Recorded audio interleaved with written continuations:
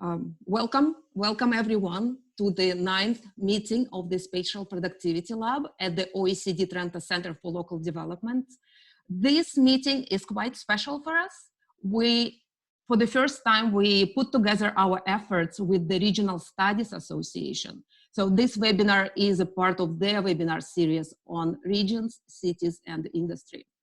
We will be talking about teleworking, which became really new normal for a lot of people around the world. And it's really important, I think, to understand all its consequences and the connotations, because it is likely to stay after the COVID is over, hopefully soon.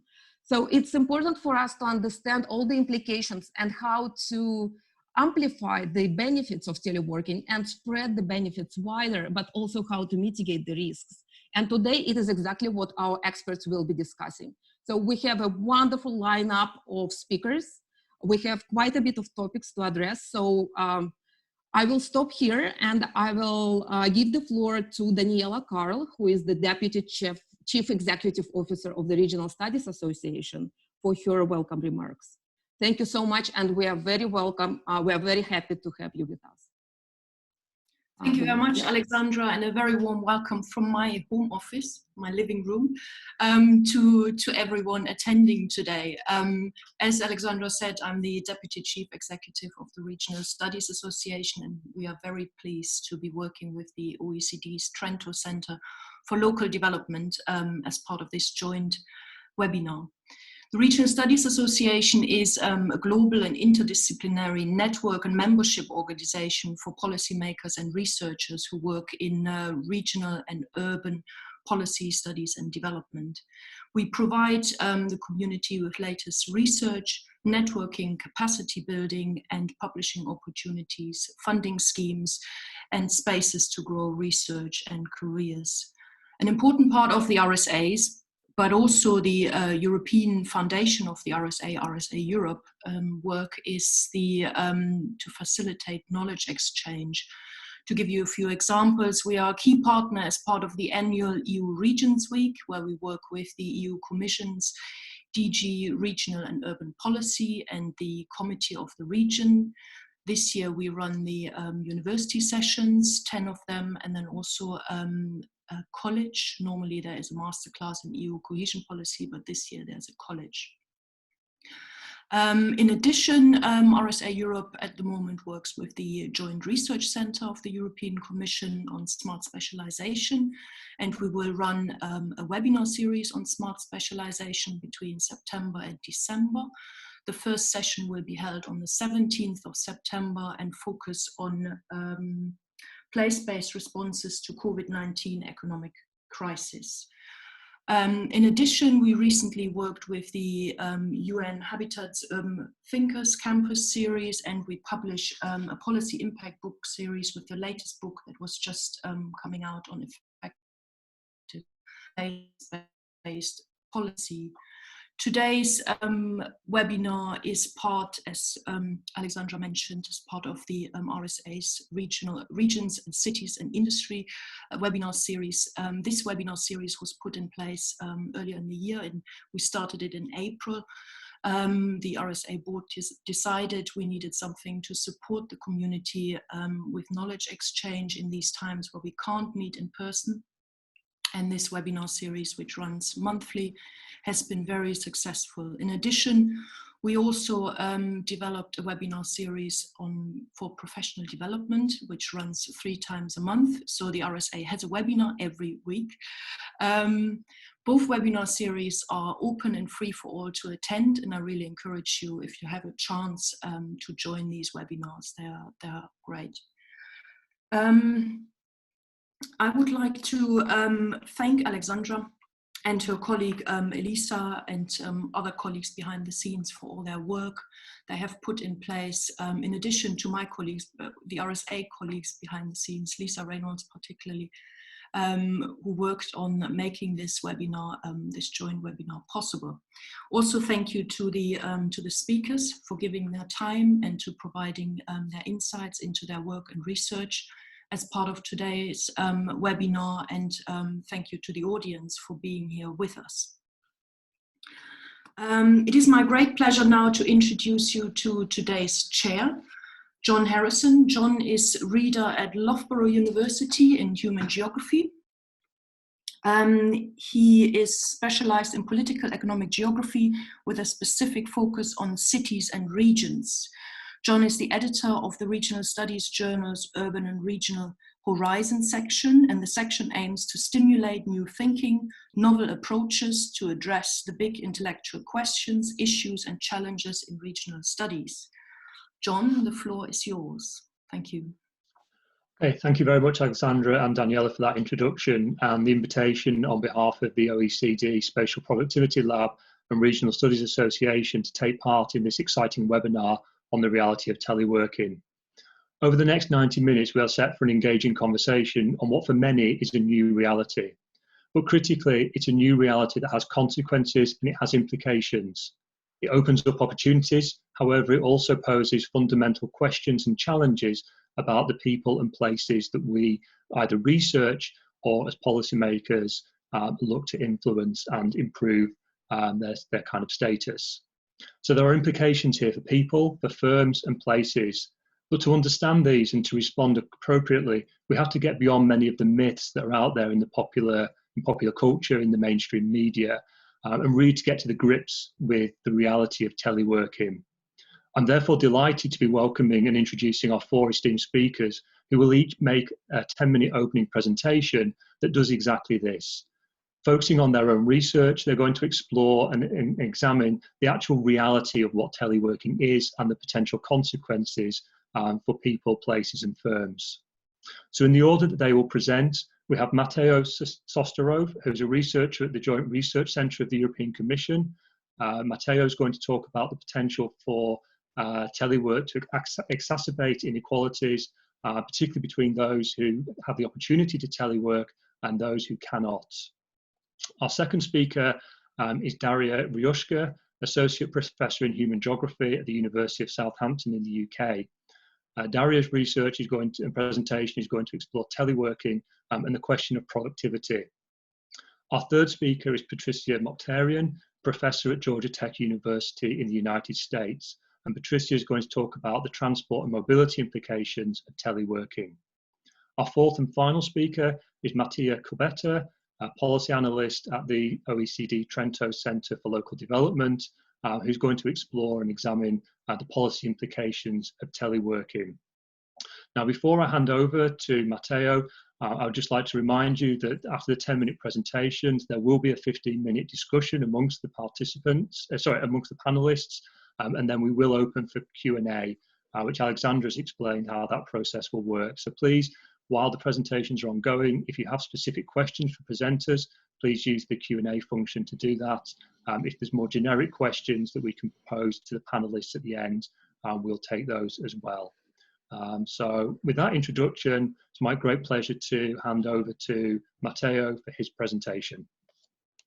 Thank you, John, and thank you all at the OECD and RSA for inviting us, and all of you for attending. So my presentation today is about work that we've been carrying out at the Joint Research Centre to take a snapshot of the state of teleworking before, during the lockdown, and also to hazard a guess as to what the consequences might be in terms of European employment structure. So if you can go to the first slides, please.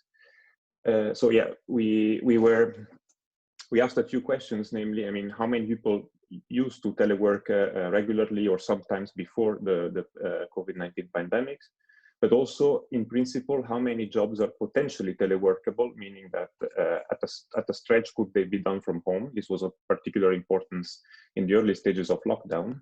And also, what does this imply, this expansion of telework in terms of inequality in income, gender, and education?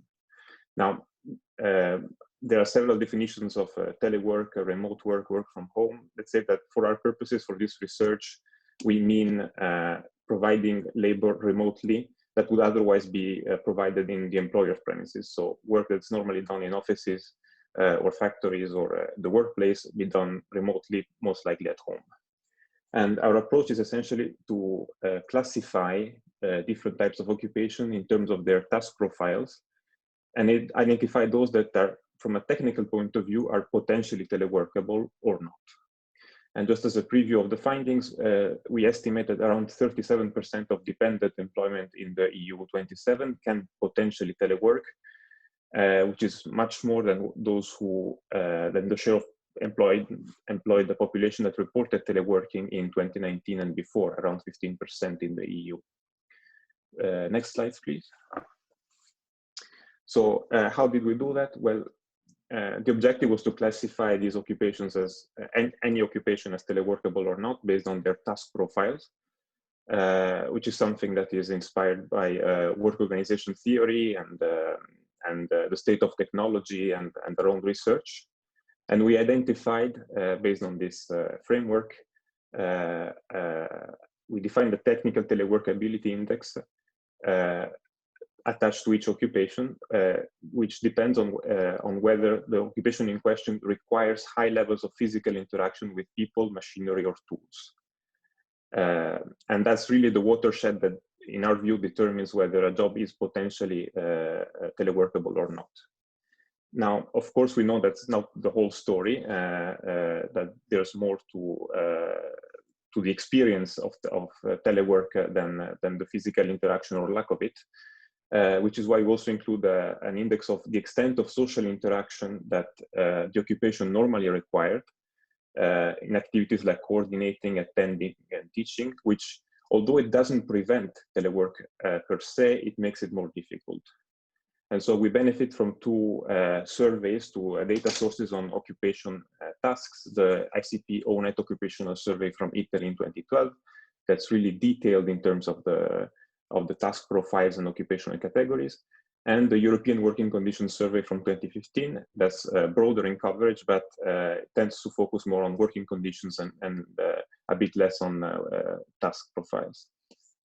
So based on this data, we were able to classify every ISCO 3-digit occupational group, and you can see a few examples in the top right corner, in terms of whether they are teleworkable, meaning that they do not require extensive physical interaction with people or machinery. And for instance, those working in ICT or even secondary education teachers in that regard do not, or secretaries, they all receive a score of 1. Whereas occupations that do require intensive physical interaction with machinery or tools or people, like cooks, machinery mechanics, end up being classified as 0. You'll notice that, for instance, a minority of groups like medical doctors, the second row, have a value between 0 and 1. And this reflects the fact that the occupational group in question brings together different occupations. In this case, medical doctors may include, well, general practitioners who at a stretch could potentially telework, surgeons who definitely cannot, or psychiatrists who might. And so for some occupations, we have scores of between 0 and 1 that reflect the relative balance of these sub-occupations within that group, at least as it was measured in occupational survey. Now, we use that information and these attributes of the occupations, and we project them to the EU 27 occupational structure. And we find essentially that out of EU 27 employment, about 65% of employment is, in our view, technically not teleworkable. Another 23% is teleworkable but requires extensive social interaction, which means that telework is not necessarily ideal. And finally, another 14% is teleworkable and requires limited social interaction, which means that it's a good candidate for telework. So what do these estimates mean, and how do they compare to the data of previous experience? Next slide, please. You can see that.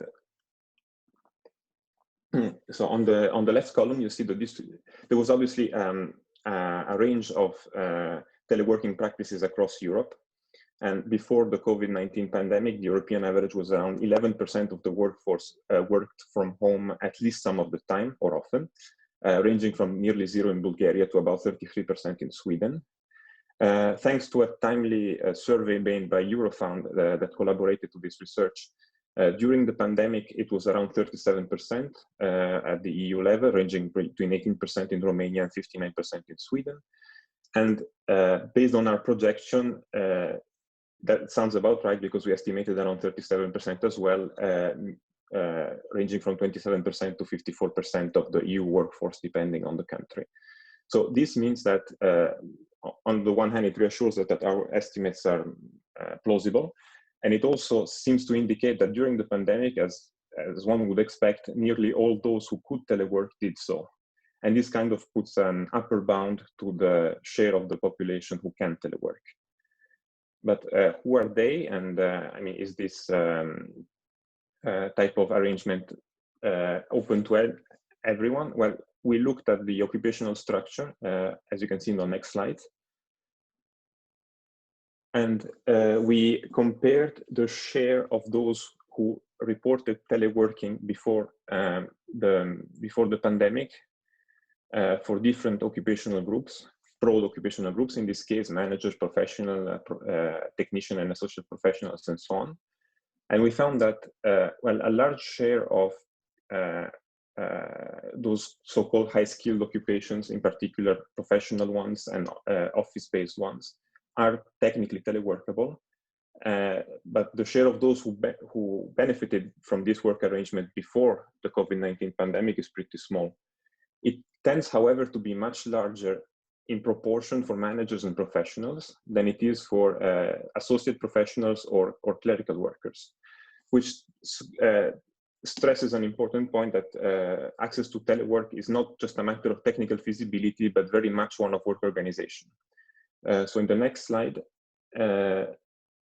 we looked at further information from the occupation surveys about the profile of those who can or cannot telework, and we found that on average, people in teleworkable occupation tend to be in higher paid positions, tend to have in those positions that have higher educational requirements, and also tend to be staffed by more likely to be staffed by women, which is consistent with the occupational structure picture that we just painted, but is also at odds with the fact that before the pandemic, women tended to benefit less from telework than men on average.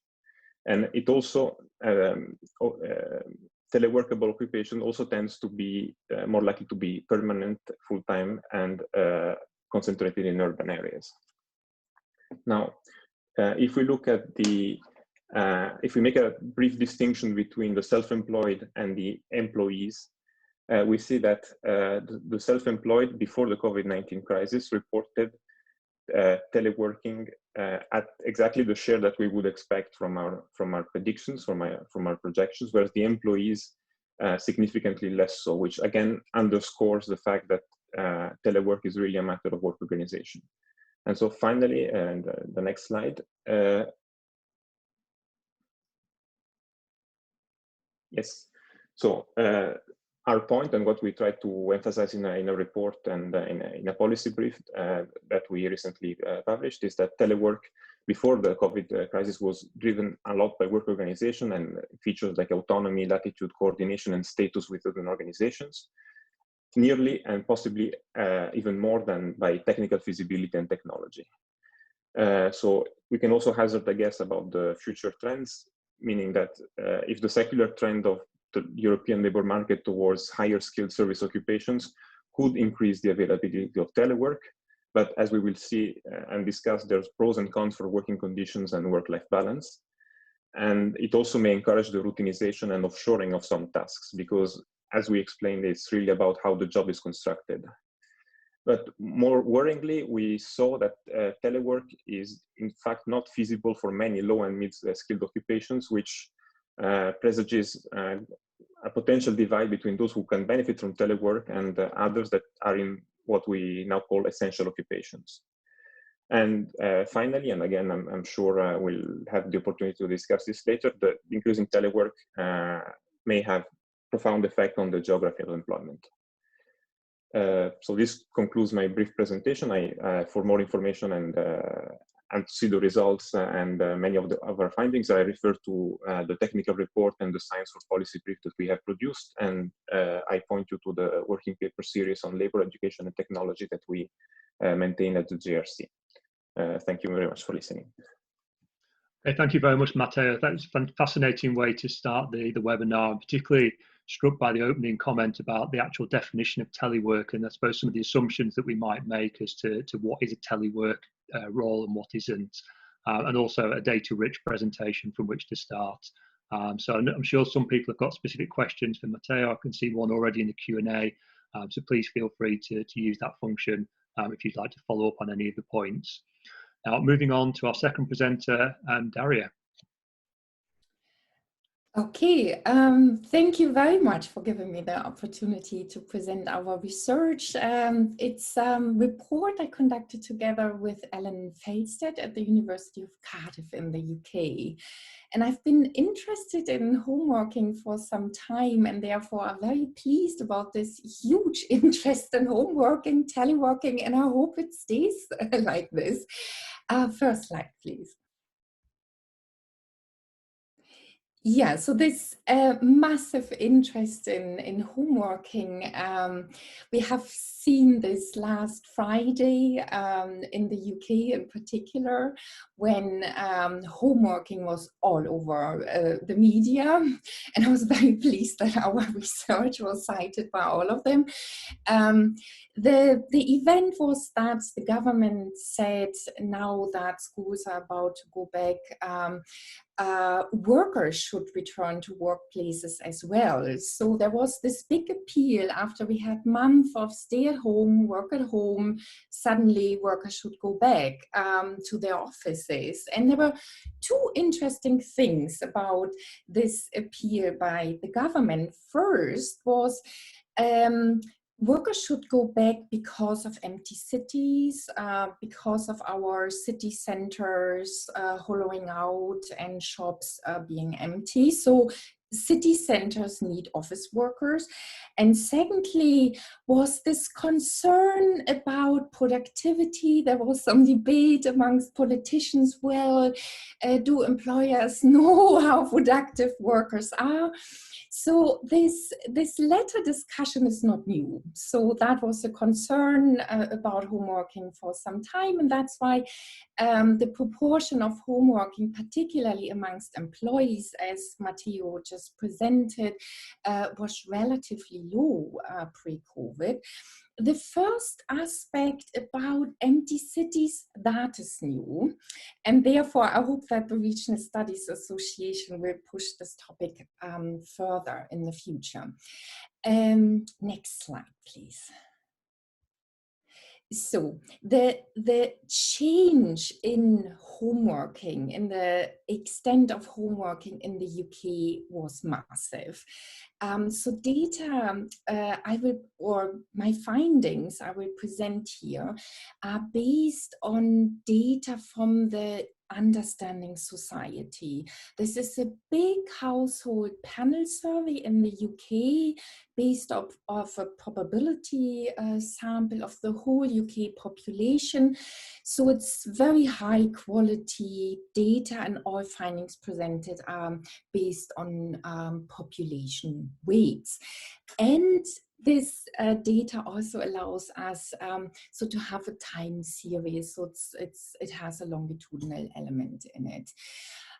So we can see here that before the pandemic in January and February 2020, less than 6% of workers said they could exclusively work from home, another 6% often. So we have a little bit more than 10%.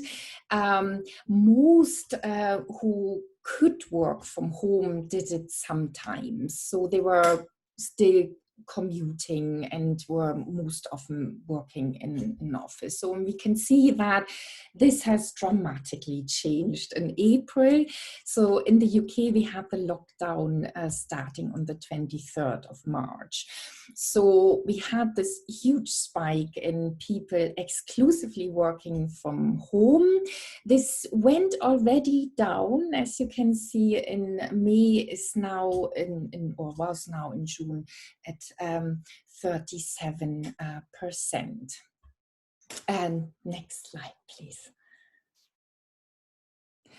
So, and now getting back to this government view, London has seen really a massive change. And this links also to what Matteo just said, because a lot of the amendability of jobs, but also job tasks to be done from home depend on ICT work. Therefore, we have a very strong influence of industry and occupation, and because these are spatially concentrated in certain regions or cities, we see a very big variety now, spatial a variety of home working, and the change has been particularly massive for London, as you can see to the left-hand side. London, before the lockdown, 7% of workers who could exclusively work from home. This jumped to almost 60%. South East is again a very buoyant economic area, is similarly high, and is much lower in other regions in the UK. And we have this very strong trend towards home working during the lockdown, not before the lockdown, in banking and finance, which explains why particularly the city of London has been quite empty during the pandemic, with office workers and now those who can buy the coffees in the coffee shop. Home working, the amendability is very limited in distribution and hospitality. Next slide, please. So in this discussion about home working and productivity, underlying is so the concern of employers not to have control over workers once they are out of sight. We have also seen a spike of spying software during the pandemic. So before the pandemic, the most sophisticated study by Bloom, they used a randomized control trial of call center workers, and they had really two groups, one group that could work from home exclusively, another group that was office bound, and they compared them over time in their productivity and their performance, and they found that actually those who worked from home were more productive. And they asked these workers about why they were so performing at home, and it was largely because of the greater convenience of working in the home, the ease to work in the home environment, getting quickly a cup of tea in the kitchen, but also the quietness which enables really focused work. Next slide, please. So, and we were particularly interested in, what has been the effect of the lockdown on the productivity of workers? And we had the opportunity to feed questions into the Understanding Society COVID study. They had an open call, and in June, they included our productivity questions, luckily. And we asked, please think about how much work you get done per hour these days. How does that compare to how much you would have got done per hour back in January and February 2020? And these findings here are for employees only. And we can see that the largest share says they could as much done during the lockdown than before. And this was then also having children in the home, having maybe the partner also working in the home. So, and then interestingly, similar proportions say that they were even more productive or less productive. And we found very little variation across industry groups or high-skilled, low-skilled work. What is very important in the whole discussion now about home working and productivity, those who worked always from home, they were more likely to say that they felt their productivity has increased. Next slide, please. So we also ask about home working preferences of workers, and this question was only asked to those who worked at home in June. We asked, once social distancing measures are relaxed and workplaces go back to normal, how often would you like to work from home? And we were quite surprised. So 9 out of 10 employees who worked at home in one capacity in June said they want to continue working at home in one capacity. And now I show you here the proportion according to the intensity of home working. So we can see only 13% wants to work exclusively at home. Most, or the largest proportion, wants to work sometimes at home.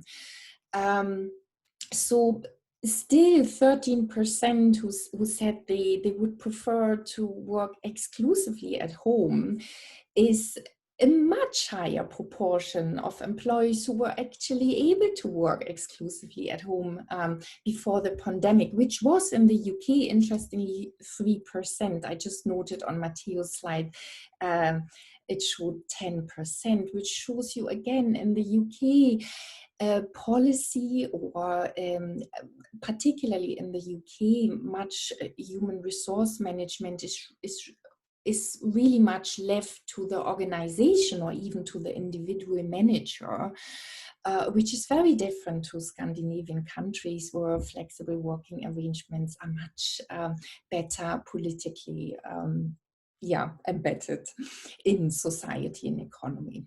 Last slide, please.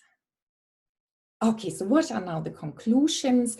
We found really a preference for teleworking, even though there is a higher preference for exclusively working at home than was actually possible before the pandemic, but still most people would still like to work in the office as well as at home.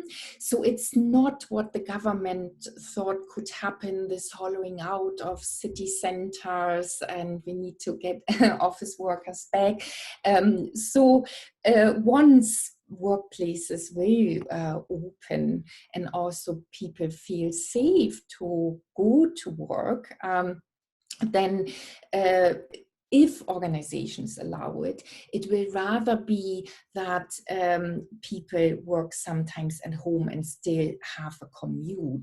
So it's rather that we have to think about transport and infrastructure more widely than only being now concerned about shops in the city centers and the decreasing demand for coffees through office workers. So we rather have to also think about high amenities in residential areas, in suburbs, if teleworking is here to stay, which our studies suggest it will be. So interestingly and importantly, productivity has not been adversely affected by the shift towards home working in industries with high shares of high-skilled, high-paid workers. Our findings are here d'accord with findings by Bartik, for example, in the USA, who interviewed firms and asked them how they felt their employees were productive or not. So to round up, if firms allow employees to work at home, if they want to, we rather see an increase in productivity in the future. So now the last slide. So thank you very much, and I also want to thank the funder of my research, the European Research Council, who obviously was interested in home working already before the COVID-19 pandemic. And here are the 2 reports that we now published that contain all the data that I just presented. Thanks a lot. Okay, thank you very much. I think that last sort of comment there was quite fascinating in regards to what employees would like to do if they were given the option, but also the sentence that starts, if firms allow. So there's an interesting tension there, which I'm sure we'll explore later. So thank you for the presentation. We move on to our third presenter, Patricia, who's going to talk about the transport and mobility implications of teleworking. Good afternoon, and thank you to the organizers for the invitation to participate in this really interesting conversation with my colleagues. And thanks to all of you in the audience who are joining us. Could I have the next slide? My focus is going to be on the transportation impacts or results of teleworking. So the first few slides will just briefly give a few points of comparison for the US statistics relative to what we've already seen from the first two speakers. Here's a look at how the share of working at home as a commute mode, if you will, the usual way of getting to work, has changed from the year 2010 to 2018. You can see a gradual increase over the years. The working at home is the green line. And going back even farther to 1980, we've seen a gradual increase from 2.3% work at home share in 1980 to now 5.3% in 2018. And what was startling for us in the US is that it's now surpassed transit in share as the usual commute mode. So that was a bit of a shocker, but we all know the abysmal state of transit in the US, so maybe it's not that surprising. But in most metropolitan areas, all except the most transit rich, there's now more working at home as the commute means of getting to work, if you will, than transit. The slide, by the way, omits the drive alone share since that dwarfs all the other ones, but it's been fairly stable at around 77% in the US. Next slide. So a couple of, again, a few data points on how many people are working now. The range is fairly similar to what we've seen with the previous speakers. The 40% was early in the pandemic. The 62% includes, have you ever worked at home during the pandemic? So that might overstate sort of the typical amount. So my best guess is somewhere around the 50% number that, you know, in a steady state during pandemic conditions are working from home. There's a number of studies on what fraction of the workforce can telework, and just looking at the studies that focus on job content, much as Mateo's statistics did, we see somewhat similar numbers. And so again, a sizable fraction, depending whether you're talking about entirely working from home or partially working from home, including self-employed or not, anywhere from a third to over half of the workforce presumably could telework based on job only. Of course, if you ask people, can you telework pre-pandemic, the answer would have been a lot fewer saying yes because of management restrictions, as we've already seen and know about. Next slide, please. So again, as Daria's already touched on, it's important to know what people want to do. And so when you ask people how much you want to telework or do you want to telework after you don't have to, again, we see numbers that are fairly consistent to what Daria showed. So more than half of the people want to, if they're teleworking now, want to continue teleworking to some degree. And again, a similar fraction, I believe she had 13%. We have 12% in this one study at least who wanted to telework all of the time after the pandemic conditions are past.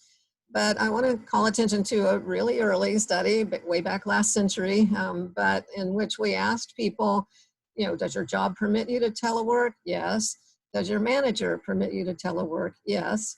Are you teleworking? And only 37% of those whose job and managers were supportive of teleworking were actually teleworking. So it does raise the question, why not? And more, if you want to do it, why aren't you doing it? And so it does point to a number of possibly softer constraints, if you will, or possibly a soft preference. So that when people say they want to, they might be, some people might be somewhat easily swayed from that preference, if you will, depending on what happens on a day-to-day basis. So we'll come back to that in the next slide, actually. Please. Oh, yes, so slide after this one. So, you know, another legitimate question is, okay, you say you want to telework, but how often do you telework? And of course, how often do you want to telework is also relevant, as we've seen. Sorry for the busy slide, but you know, a lot of fine print here. The way this question was asked in the American Time Use Survey, when they say exclusive work at home, they mean all the work you did that day was done at home. You know, home was the only place you worked that day. So that could mean you worked for 5 minutes or an hour, but if all of that work was done at home, you exclusively worked at home that day. So it can include working from home on the weekends or overtime, you know, to check email. So if I look at email for a couple of hours on Saturday and don't go into the office, that counts as a day on which I worked exclusively at home. So it kind of overcounts work at home, at least from the standpoint of commute, impacts on congestion and so forth, but undercounts it in the sense that it has to be at home. It doesn't count, you know, working at a coffee shop or something like that. So trying to put all of that together and, you know, look at the back of the envelope calculations, my best guess is that the average frequency of teleworking pre-COVID in the US, it was about 1.7 days a week. And that's very consistent with previous, again, older studies that found 1 to 2 days a week as fairly typical average frequencies of teleworking. Next slide. So it does suggest, putting all this together, that there might be a desired optimum level of teleworking, at least from the standpoint of the employee, which is what I'm primarily focusing on, that people might want to work a certain amount of time, but more than that is undesirable or less desirable. Less than that is less desirable. And whatever that optimum is, it's bound to differ from person to person and over time for the same person. But there was one interesting study by Alan and his co-authors, her co-authors, excuse me, where job satisfaction, they looked at job satisfaction as a function of frequency of teleworking, and it plateaued at about 15 hours a week or about 2 days a week. Beyond that, you know, teleworking more than that did not increase job satisfaction materially. And so, and that optimum level, which was 15 hours on average, but differed again by person and by job characteristics. So it does again suggest that there's a limit to how much people want to telework. And again, I'll come back to that point. Next slide, please. Another observation that we drew from very early studies of teleworking is that people didn't seem to do it for very long. So they started the program, they took the training, they got going, and then when you look at them several months later, maybe as many as half had stopped teleworking. And we asked in at least one study, why did you stop teleworking? And we're relieved to find that it wasn't because they didn't like it. So they, for the most part, wanted to keep doing it, but felt like constraints had arisen that prevented them from continuing. Maybe it was a job change or a manager change or some life change. Many of which could now be, I think, lessened as teleworking has become more accepted among management. But again, it suggests to me that there may be this set of constraints operating in the background that are going to come to the fore from time to time, that even when people like to telecommute, want to telework, it just may not be practical for them to do so. Next slide, please. I was thrilled to see Matteo give a definition of teleworking that was very clear and well-defined at the very beginning of his presentation, because in the almost 40 years that I've been studying teleworking, every study I read, my first question is, how did you define it? Did you include overtime work at home? Are you including self-employment? What is it? And I care about it from a transportation standpoint because the transportation impacts of these different forms of teleworking that you can see on the screen here differ dramatically. And as you can see, okay, if I'm a salaried employee working at home instead of going into the office, I'm reducing my travel. But if all I'm doing when I say I'm teleworking is checking email at home and evenings and weekends, but still going into the office every day, it's not doing anything for travel. If I'm working at home part of the day and going in, I may be reducing emissions and improving congestion, but not doing much for distance traveled and not much for fuel consumption. And then if you interpret teleworking even more broadly to include field working or working while traveling, that's probably contributing to increased travel, or at least lowering the barrier to increased travel. And then these ambiguous ones, to me, depend, their transportation impacts depend on the counterfactual. What would you be doing otherwise? And it's not clear, for long distance telework, I may not be doing any local commuting, but if I'm flying to my headquarters, 300 kilometers away once a month or every other month, I'm probably, my carbon footprint is probably higher than what it would be if I were commuting locally. Next slide. I know I'm running short on time here. Yeah, so we have studied the transportation impacts of teleworking for a long time, and here are some principles that seem to have emerged from the literature, some more robust than others. What is repeatedly discovered is that teleworkers have above average one-way commute lengths, so longer distance commutes are a motivation for teleworking. But we also see that if you look at their total travel, it's still higher than non-teleworkers travel. And for me, this is pointing to a real danger of cross-sectional studies versus longitudinal studies. Many of the early studies of transportation impacts of teleworking were longitudinal, where we looked at their travel behavior before and after they started teleworking. There we saw a substantial, clear decrease in their travel after they started. But if you're only comparing teleworkers to non-teleworkers in a cross-sectional basis, even if you're trying to control for observed characteristics, you're not controlling for a whole bunch of unobserved characteristics. And it's likely that these teleworkers were traveling even more than the higher than average amount before they started teleworking, and that teleworking has reduced their travel, but to a level that's still greater than average. I'm going to go to the next slide, just so in the interest of time, so that we can briefly mention what we need to study more. And the print got tinier, the font got smaller here, because as usual, there's a lot of things we can study more. Even I'm focusing primarily on things that have to do with transportation impacts here. Let me just call out residential relocations, because I sort of skipped over that on the previous slide.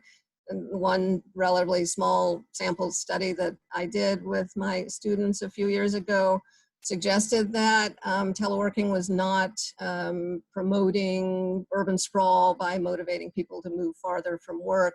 But I feel like we need a lot more evidence on that point, and especially, again, with long distance teleworkers potentially being able to live anywhere, but still traveling to work from time to time. And I've mentioned the issue with longitudinal data. So final slide. Yes. Yeah, just in brief, I mean, the issue of who can and who can't telework has already come up. So at the bottom, I suggest a couple of possibilities for those who cannot telework, or at least their entire job cannot be teleworked. Maybe we can offer them more temporal flexibility. Maybe we can help them reorganize their job, possibly splitting it and sharing portions of someone else's job that can be teleworked. But I also want to stress the need, in my mind, to keep teleworking optional or voluntary. It's one thing to have to do it. We all do a lot of things we don't particularly want to do when we have to during a pandemic. But I do worry about the consequences of forcing people to telework when that's not what they signed up for when they took the job. And Mattia is going to give a lot of pros and cons of teleworking for employees, employers, and society, so I won't dwell on what could possibly go wrong by forcing people to telework, but I think you can imagine. However, the flip side of that is if you let people choose to work from home the 1 or 2 days a week, that's their average preference, you're probably not going to achieve a lot of the touted benefits of teleworking. On the other hand, you may not achieve some of the negative aspects of teleworking either, such as the loss of institutional continuity and tacit knowledge transmission and so forth. So I should stop there. Thank you. Okay, thank you very much, and a perfect segue into our next presenter. So we'll move straight on to Mattia, who's going to talk about the policy implications of teleworking. Yes, can you hear me? Excellent, thank you, John. Good afternoon, everybody. This presentation is a preview of an upcoming OECD publication. It consists of 3 parts. In the first few slides, I'll try to sum up the main policy questions commonly associated with teleworking in scientific literature. Then, moving from theory to practice, I go through a collection of actual public policies on teleworking adopted worldwide during the pandemic and in some cases prior to it. Finally, I'll propose a range of policy principles and recommendations for future action grounded on the analysis of literature and practices. Next slide, please. As you might have noticed, the COVID crisis has implied, among many other things, an unprecedented mass experiment in teleworking. This Google Trends chart, showing a spike in user searches of the term teleworking worldwide in March 2020, is emblematic in this sense. All of a sudden, a crowd of people throughout the world felt the need to learn more about teleworking, arguably because they had never experimented with it before. Next, please.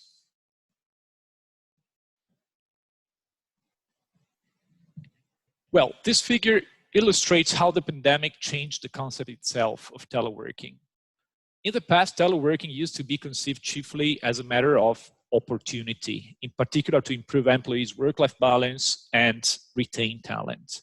Suddenly, the pandemic turned it into a matter of necessity, that is, an urgent solution to reduce the risk of contagion and ensure economic continuity.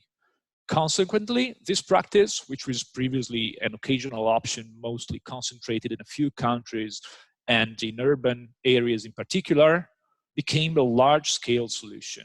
The statistics presented by Matteo are pretty meaningful in this sense. According to surveys, numerous companies globally are considering shifting to teleworking on a permanent basis after COVID, implying that this mode will become the new normal for them. This hints at the presence of a potential self-reinforcing cycle in which more companies and workers presently experimenting with this mode will ask for its continuation over the long term in the future.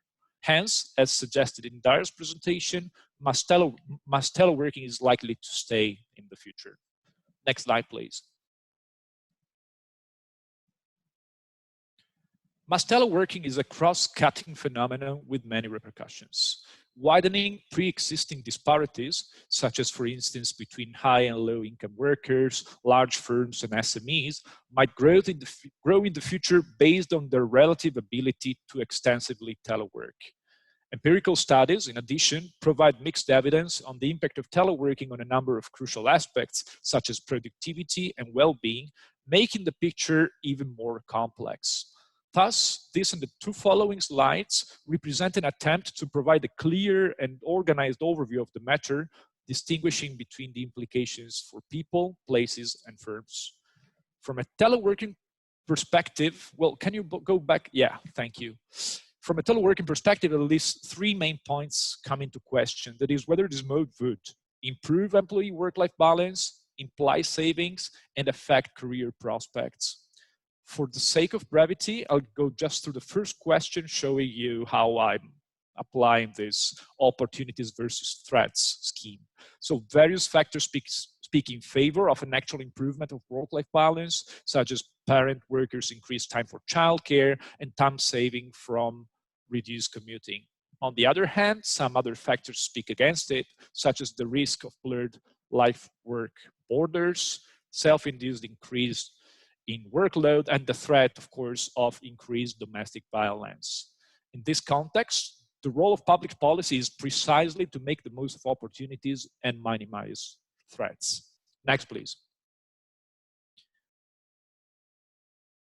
So the same scheme can basically be applied to managers and firms. Here, the main issues are whether mass teleworking will improve worker performance, notably productivity, imply savings for firms, and increase corporate spirit. In addition, it could be inquired whether all firms are actually equipped for teleworking. As for the last question, which is pretty crucial for the Center for Entrepreneurship at the OECD, there are some factors speaking in favor of a fair diffusion of teleworking among firms, such as, for example, the decreasing marginal costs for ICT access and, well, spillover effects that can be induced by teleworking within companies. On the opposite, there are some potential impediments, including the disproportionately higher costs faced by SMEs in digital uptake, competitive disadvantages of firms located in areas with poor IT infrastructure, and the objective prevalence of tasks not amenable to teleworking in certain industries. And the OECD body of knowledge on digitizing SMEs can actually be useful to tackle these challenges. Next, please. Here, the same analytical framework seen in the last two slides is adapted in a stylized way to places in order to understand how mass teleworking might affect urban and rural areas. This includes the issue, very fashionable these days, of the special effects of large-scale teleworking, which is assumed to contribute to some decentralization of jobs away from major metropolitan areas, with huge repercussions for housing markets, demography, and, as highlighted by Patricia, mobility. However, beyond urban-rural issues, I would like to highlight the impact for society as a whole.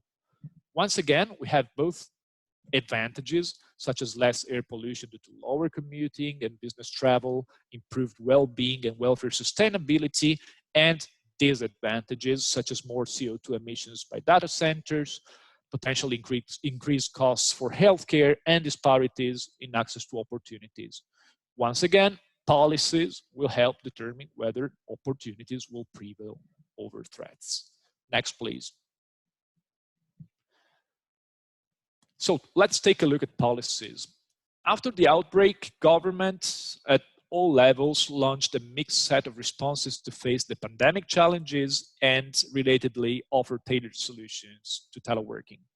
In the current and the two following slides, policy typologies are tentatively displayed in increasing order of firm engagement in their implementation. So first of all, we have policies aimed at enabling and encouraging teleworking. Typically, national governments undertook framework measures to enable work from home. So first, they enacted social distancing, but they had to encourage firms to adopt this mode and, relatedly, adjust the regulatory framework in a way that allows and enables teleworking. Options range from introducing brand new regulations or adapting pre-existing ones to issuing guidelines or other quasi-legal tools. A few digitally advanced communities, such as the Santa Clara County, home to the Silicon Valley in the United States, even started drawing long-term plans for a broader diffusion of teleworking on a permanent basis. Next slide, please. Several national governments went even further and set up online platforms to make digital services offered by large private IT providers freely accessible to all. In turn, regional and local governments mostly focused on capacity building to increase teleworking uptake in the field. Some of them acknowledged the presence of digitalization gaps and thus prioritize offering information and training services to citizens and firms. A number of other regional and local governments designed financial support schemes to foster the uptake of teleworking by SMEs, typically by subsidizing investment in digital infrastructure. Next, please. Even prior to the pandemic, countries and regions worldwide had set up programs to foster the attraction and retention of talented digital workers or entrepreneurs in the forms of grants, co-working facilities, startup visas, and other incentives. Other jurisdictions set up measures and incentives for home-based businesses, including making tenancy agreements or property taxation more favorable, which reminds us that teleworking is not just a matter of dependent workers. However, whether they target employees or entrepreneurs, the idea common to these policy types is that attracting teleworkers can help in fighting an aging population, preventing a brain drain, and fostering more vibrant local startup ecosystems. In our view, pre-COVID policies of this kind could gain new momentum in the near future with teleworking at a mass scale. In fact, a growing number of location-independent workers and entrepreneurs could be motivated to relocate based on local incentives. Speaking of which, just a couple of days ago, Croatia announced the introduction of an ad hoc visa for the so-called digital nomads. Next slide, please. To conclude, the following 5 guiding principles and the related policy recommendations are proposed with the purpose of fostering a smooth transition towards a sustainable teleworking model. First, take a comprehensive approach to policy design for teleworking. As we've seen today, this phenomenon could deeply affect a number of disciplines in ways not yet fully predictable. A holistic and adaptive approach in policy design would therefore help drive change towards the achievement of social goals. Second, promote fairness and inclusiveness. Whether we like it or not, teleworking is unevenly accessible by different groups of workers, places, and firms, and has diversified effects across them.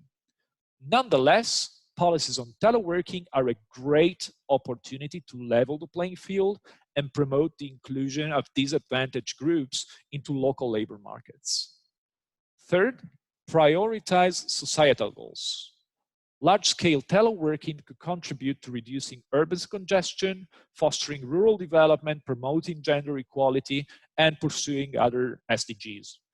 Policies could thus prioritize socially beneficial solutions and foresee settlement mechanisms for harmed individual interests. Fourth, provide relevant framework conditions. None of the following can be overlooked when preparing the ground for mass-scale teleworking adoption. That is, complementary public services, such as child and elderly care, an agile legal framework to enable teleworking and make it possible for everybody, but even more importantly, high-speed internet, digital skills, and a secure cyber environment. Fifth and final, create a new evidence base. Given the new nature of mass teleworking, more data and metrics are necessary to inform policy responses. Impact should be measured over time and across places. To avoid biased conclusions, policies could improve data collection and systematically foresee forms of ongoing monitoring and evaluation. Last slide, please. So thank you very much for your attention. I remain fully available for any question during the Q&A session. And of course, I'm looking forward to our discussion. Okay, thank you very much, Mattia. It's a great way to finish, and particularly that last slide with the 5 questions. It's going to be a nice link into the discussion that follows. So thank you to all 4 presenters for a very fascinating set of insights into teleworking and its implications, rich with data, and generating lots of kind of new questions and ideas for ways forward. So just as a reminder, we're going into a short period of discussion amongst the presenters, and then we'll open the floor for questions and answers. I can see that many questions have come into the Q&A that the presenters have been busy answering, and I've held a couple that I'd like to ask. So in the next maybe 10 minutes, if the audience do have questions, maybe some of the more generic ones across the presentations, if you'd like to add those, we'll field those in about 10 minutes time. The other thing that I would just like to say is that we do have the availability to go 10 minutes past the advertised finish time today, so we will be able to take as many of those questions as possible. But in the spirit of opening up the discussion and picking up on Mattia's final slide there, I'd like to maybe ask the presenters, and we'll take it in order that you presented, Obviously, assuming, and I think we can take it as facts now, that mass teleworking will be a thing that's here to stay, certainly in the near future. The big questions around, obviously, maybe spreading the benefits or the advantages of teleworking to as many people as possible, but also mitigating some of the potential challenges or problems that come with it. So maybe could I ask each of the presenters to maybe spend 1 minute on maybe what they think what their major recommendation for policy would be to spread the benefits, but also then a minute talking about what maybe is the most pressing option in terms of mitigating the potential negative consequences. So Matteo, do you want to go first on that? Yeah, sure. So in terms of policy recommendation, I think that what we saw, especially during the beginning of the lockdown, was that there was a need for some flexibility in working arrangement that was not foreseen by legislation, regulation, or collective bargaining agreements. And in some cases, the transition to mass telework was made in violation of those rules. So obviously, there's a lot of rules that need to change in order for that to become the norm. And hopefully, the experience, the current experience of mass telework during the lockdown will justify and encourage this transition. I would say what concerns us, one of the things that concern us looking at the experience of telework from our research is in some way the parallels that we saw in the literature between our approaches and previous approaches of occupational offshoreability. So the fear to some extent is that if a job can be done remotely, then it can also easily be outsourced. So that does raise some implication in terms of well, the desirability of this outcome, creating winners and losers, and in general, the overarching consideration for both of these points is that in the end, the tasks that compose any occupation are socially constructed, partially socially constructed in the employment relation. So it's there's a certain amount of technical determination of what the job consists of, but there's also lots of cultural and social and customary aspects to it. And so this, as we have seen, was an obstacle to telework for many people, especially women who did not benefit from telework before, because it was considered perhaps a perk or a privilege at some layers of the reserved to some people at higher levels of the organizational ladder. Now, whether that may change or not depends first also on regulation, but also on corporate culture and routines. So, I mean, I'm hopeful, but I would like to see where this goes. Okay, thank you. I think there's a lot to be said there about I suppose, the fear of the unknown and the potential consequences of decisions made. So yeah, really interesting. And Daria. Yeah, so I mean, of course, home working, teleworking needs to be voluntary and not enforced on people. And I mean, clearly a lot of these negative aspects of home working, or this contradiction, is it good, is it bad, well, what does it do to subjective well-being?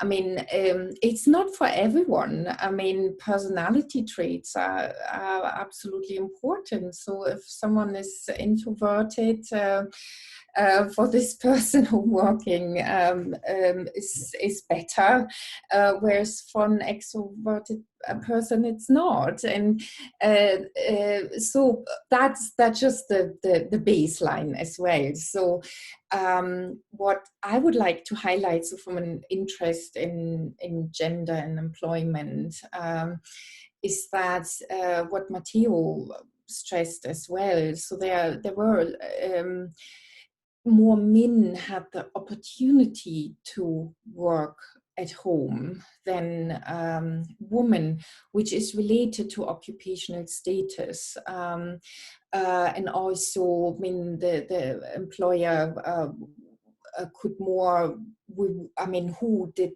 employers reward with flexible working arrangements in countries where it's not so established like in the Scandinavian countries.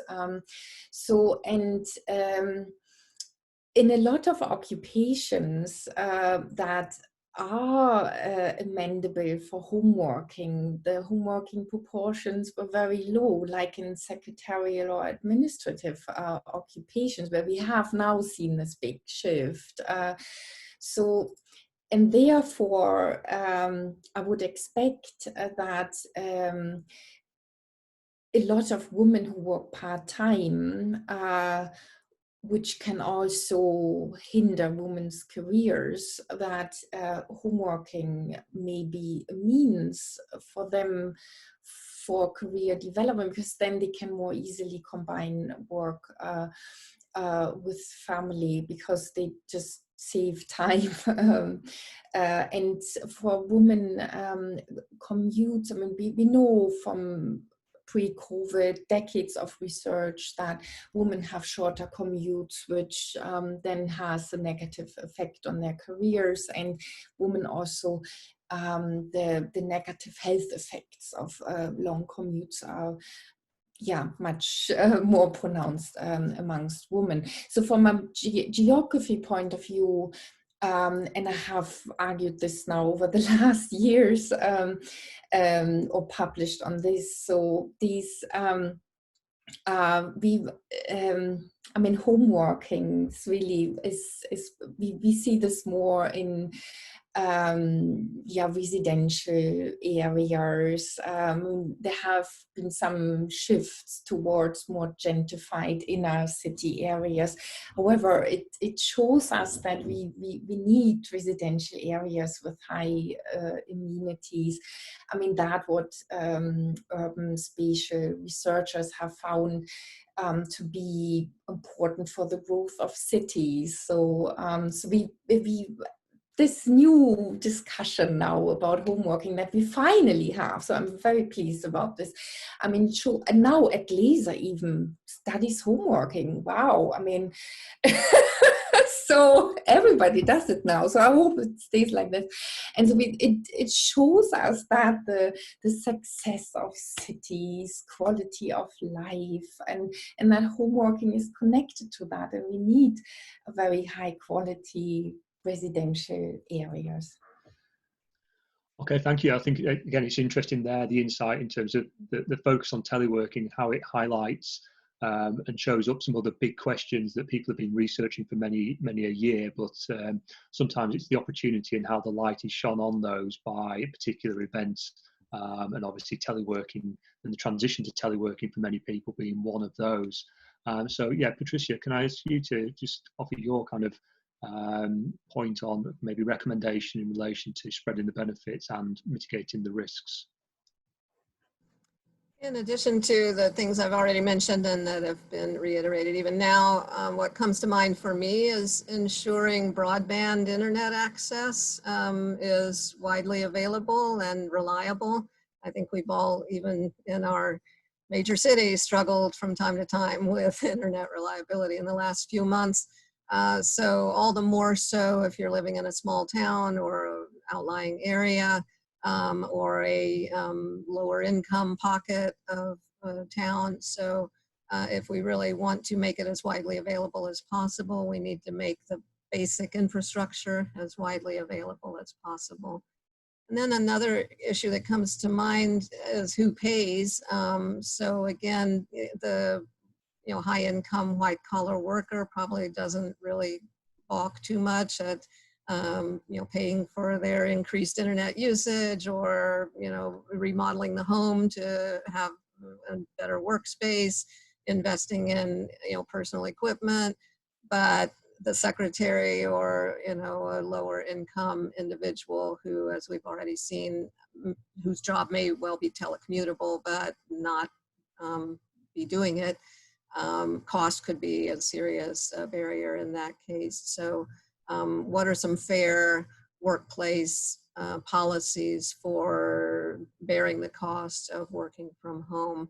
What comes to mind, we have so-called commuting allowance in a number of places where, in order to kind of incentivize people not to drive alone, they're no longer given free parking, but given a similar price, a monthly cost of what the parking would be as cash in hand. And so if you take transit, which would be cheaper, or carpool, which would be cheaper, you can pocket the difference. So maybe we want to give an allowance even for telecommuting and have that allowance be used for the expenses of working from home. Just some thoughts, but yeah, I'll stop there. Yeah, thank you. Just anecdotally, I've seen some examples where, again, going back to our point about the fear of what people might lose out on, is things like parking spaces, allowances in the UK for what you might call the London allowance for living close to work. So it's really interesting, some of I suppose the things that people maybe have not thought through, but we're starting to see evidence of how they might play out. Now, it's probably unfair to kind of go back to Mattia, because obviously your last slide highlighted 5 very interesting points, but maybe if I could push you to maybe look through the range of points that you made and maybe pick out what you think is the priority for both sides. Thank you, John. Well, my agenda for spreading the benefits and mitigating the risks of teleworking focuses on the concept of social acceptance, and an essential pre-requirement to foster social acceptance of teleworking is fostering multi-stakeholder dialogue. Such a dialogue should be based on honesty. It should be an open, frank dialogue where everybody, including the losing side, should have a say. It should not be limited to social partners, that is business association, of course, and unions, but also it should include the losing side, like, for example, grocery stores or food providers or service retailers located in the proximity of offices that now are suffering from reduced demand of their products or services. This dialogue should include people represented the issue of mobility, of the environmental consequences of teleworking, and all the other dimensions that we manage today. So this would be a great opportunity, in my opinion, to increase the social acceptance of teleworking. It should be a honest, as I said, dialogue, and it should not have any taboo. Even topics that could potentially represent a battleground for conflicting interests, such as the legal entitlement to disconnect. No, the introduction of a right to disconnect should be included in such conversation. And then, of course, on the side of policymakers, some, complementary behaviors could help improve social acceptance, such as, for example, raising awareness of benefits for society and the environment, advocating work-life balance, and more in general, increasing the evidence base. If you have a great evidence base that shows the benefits for society, and if you have an open dialogue, there will be definitely social acceptance of this time-making phenomenon. Okay, thank you. We're going to move on to the question and answer section now, where we'll field some of the questions that have come in from the audience.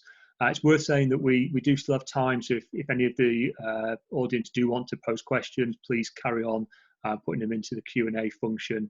Also, thank you to the presenters, because I can see that a lot of the specific questions have already been answered with often quite detailed responses, which is great.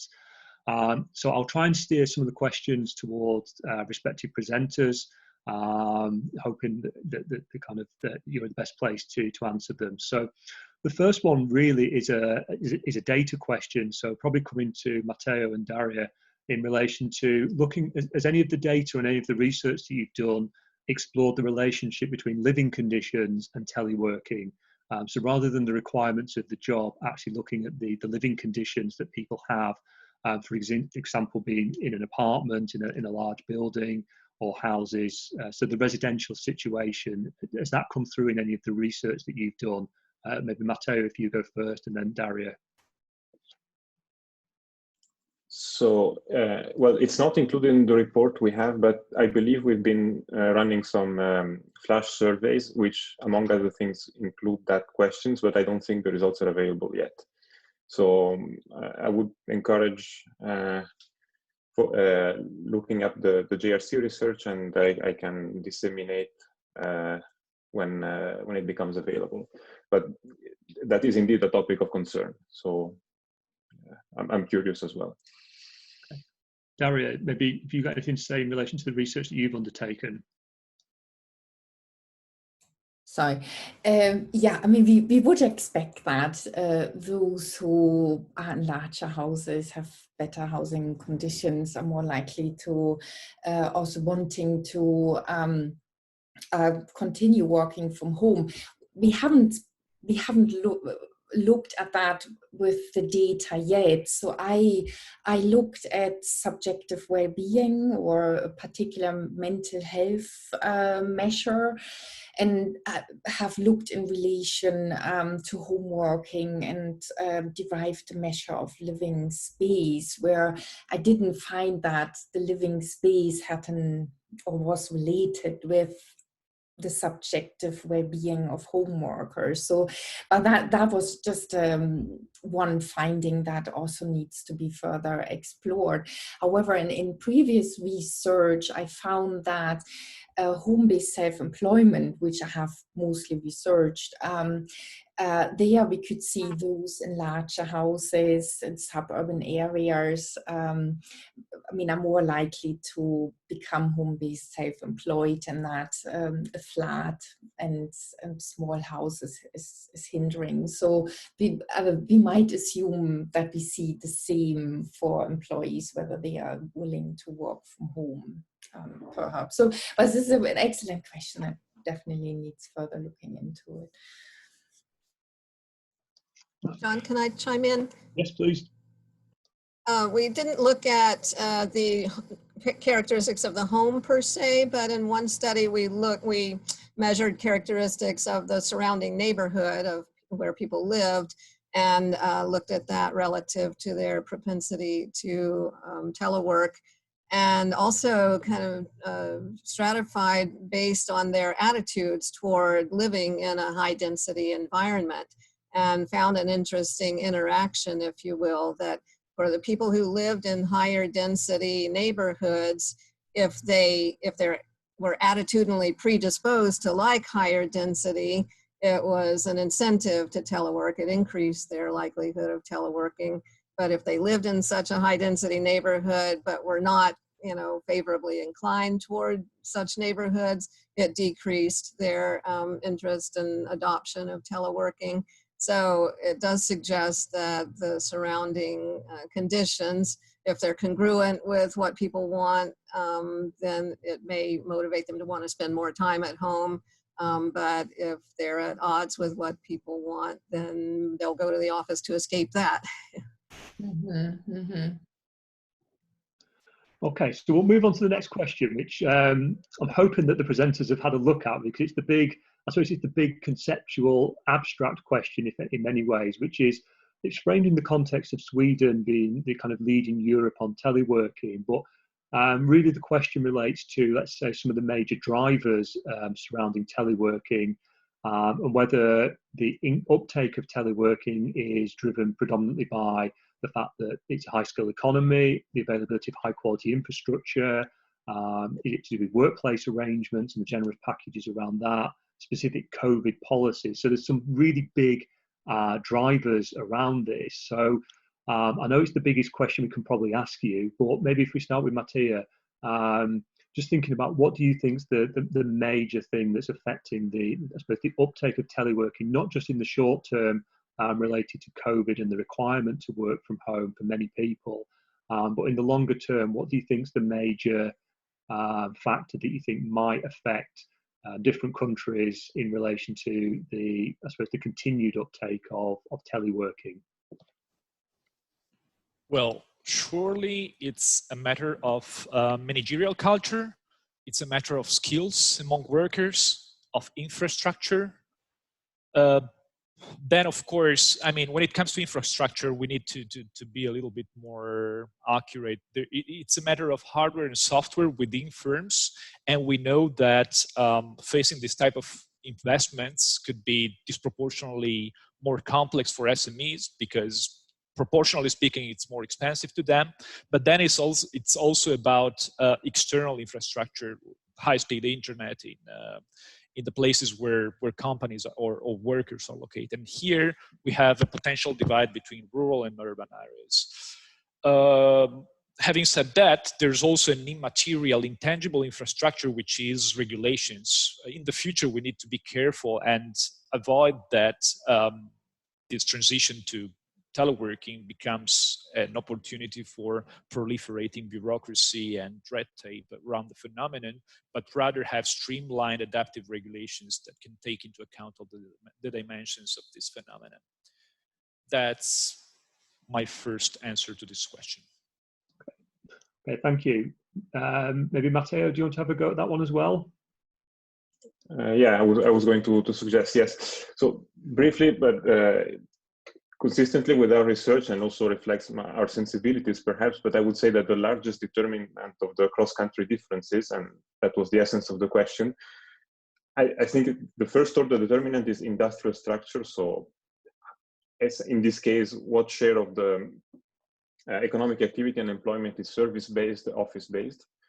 And the second is occupational structure. So what jobs are done across the economy. And our results compared to the surveys of the practice of telework before that suggest that this is indeed a major determinant, and that other considerations like technology, indeed the availability of broadband and infrastructure for firms is certainly important. Some also have suggested the importance of digital skills. I'm a bit less sure about that one. I mean, essentially, there's no great additional skill that you need to do your job from home if you're able to do it from the office. All the product and technology that we need to work remotely is commoditized and already available in most people's homes. And a priority should be to make sure that everyone has access to a broadband, as we said. So that's it. But then again, I think these are, in the grand scheme of things, there's of secondary importance to the level of industrial structure.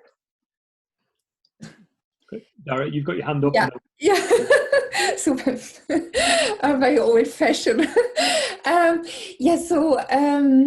We did a study using the European Work Conditions Survey in 2015, and the papers published was just published 2020 before the pandemic. In Urban Studies was with Brendan Burchell from Cambridge, and we looked at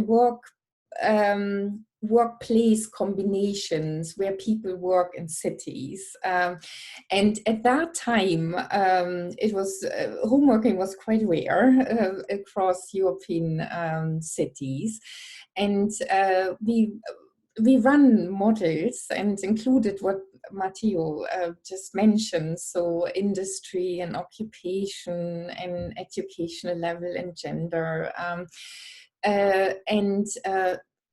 yes, there is an occupational and there are occupational and industry effects, but there was still an independent association between European welfare regions. So holding constant industry differences in industry composition, occupational composition, share of high-skilled workers, women in the workforce. Scandinavian countries have a higher proportion of home working because they have flexible working arrangements. They promote these flexible working arrangements for years. We have a very low proportion in Mediterranean countries. So home working, and I have discussed this with others before. So it must be also cultural as much as political. But the political economy clearly plays an important role. So, Patricia? I have nothing to add to my European colleagues' learned remarks, so we'll yield the time. Okay, so it's prompted by the last question that's open in the Q&A box, which is using an example, but I'll try and broaden it out into a bigger question. And the comment relates to Maria's son, who works for Google. I suppose the assumption that all ICT workers can be teleworkers. So I think just picking up on that question about assumption, and the idea of the webinar today was about the reality. Maybe if we can go into with Patricia first, Daria, Mattia, and then Matteo to finish with.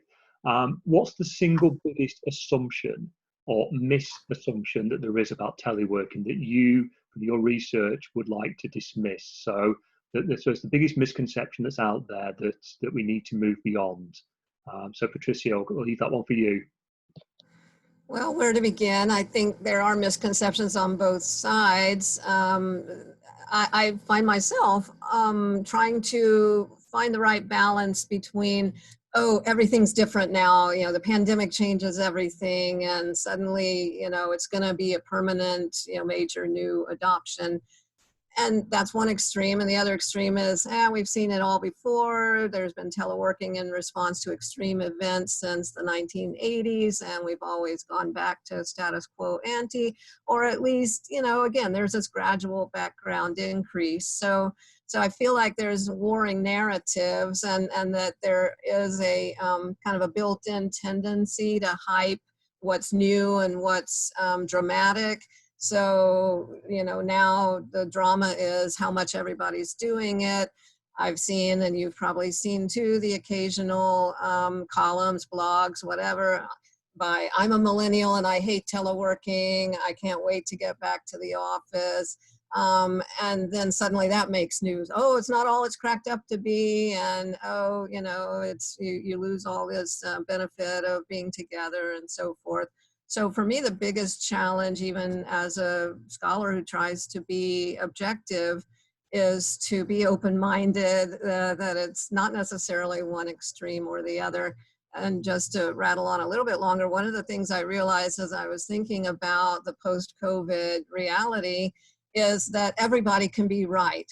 You know, if 5% of the workforce teleworked most of the time before, and 50% are teleworking most of the time during, and after we go back to 10% teleworking most of the time, well, one person is going to say, we lost 90% of the gains that we had during teleworking, so I told you, you know, nothing would come of it.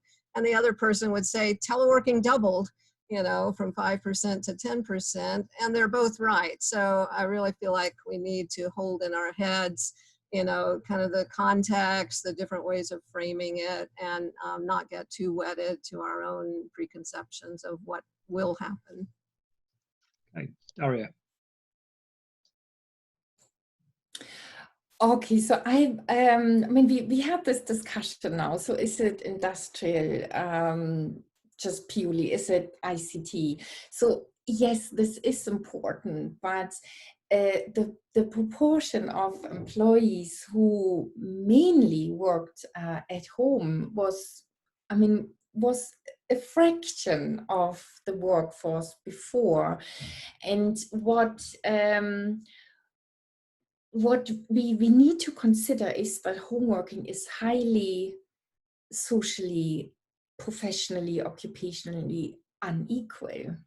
And to think about, so for whom is it beneficial, and who has no access to home working, even though it would be beneficial for them. So I think that the audience gave us excellent question with respect to social inequalities. And we see this now with the COVID-19 inequalities, and home working is one part of this. So therefore I would draw attention to it is not only industrial. We see clearly social, cultural conditions in home working as well. Some people may benefit from it in terms of well-being, work-life balance, but may not take it up because they fear it has negative career effects on them. So, and this, and probably more so the stereotype, yeah, it's just for women, but actually more men have the opportunity to work at home, and they might be also the ones who see more the disbenefits of home working now. Mattia, if I can come to you next, if we can just do it quite quickly, so maybe 20 seconds from you and then 20 seconds from Matteo before we wrap up. Sure, just a brief remark about misconceptions. I guess the major misconception I would like to fight right now would be the idea that our learning journey regarding mass, large scale and permanent teleworking is over. It's not, it just started. Long-term permanent teleworking that we'll see in the next few years won't be the same as we've seen in the last few months, just simply because COVID teleworking was introduced in a context where there was no other option. Actors representing the losing side of the story have not had yet the time to react on this. Previously, I mentioned grocery stores located in the proximity of offices. I could also mention, investors in real estate industry in urban areas. So let's give them time, and I guess there will be much funny to observe in the coming months and years. Thank you. Matteo. Yes, I agree with what's been said so far, and just to build up on it, I think that the reality of telework in the future will be quite different from that in the present. Obviously, it's a pretty easy prediction, but to the extent that in our current experience, for those of us who did not benefit from teleworking before, it was an attempt during the pandemic to replicate exactly what we were doing in the office. Now, if, as we expect, telework becomes more common, more widespread, the composition of tasks that every job requires will change accordingly. So the amount of social interaction, of coordination, of discussion done in the office and from home will be different. And so the experience of telework will be different. And it will be interesting to see how that changes the reality of work in the future. Brilliant. So thank you very much to the four presenters for their involvement today. Also, thank you to Alexandra from the OECD Spatial Productivity Lab and Daniela from the RSA for putting on and hosting this webinar. Thank you also to the audience for your attendance, also the great questions that have come in throughout the 90 minutes. I'm sure that you've taken away many things. I certainly have. Two things that I'm really kind of struck by is that this emphasis in a lot of the rhetoric around optimization or an optimal kind of focus around teleworking is important for planning, it's important for policy making, but the importance of the individual can't be lost in all of this. Also, the option or the requirement for people to telework is still a kind of requirement or an option for a certain group within society. I think we also have to remember very clearly that what happens in relation to teleworking is actually going to have major implications for people who don't have the option to telework. So there's always two sides to these debates, and I think those are things that will obviously go forward. Now, before we sign off, can I just point you towards two future events? So the first one is that the next Spatial Productivity Lab webinar will take place in late October. We'll focus on the topic of business startups, so please keep an eye out for that. I'm sure that'll be a fascinating follow-up to this. The next Regional Studies Association Region Cities Industry webinar will explore global value chains and regional recovery after COVID, and it will be held on the 30th of September, starting at 2 p.m. Central European time. And the link to sign up for that one is available on the RSA website. So on that note, thank you to everyone for participating in this webinar, and we hope to see you at another event very soon. Thank you.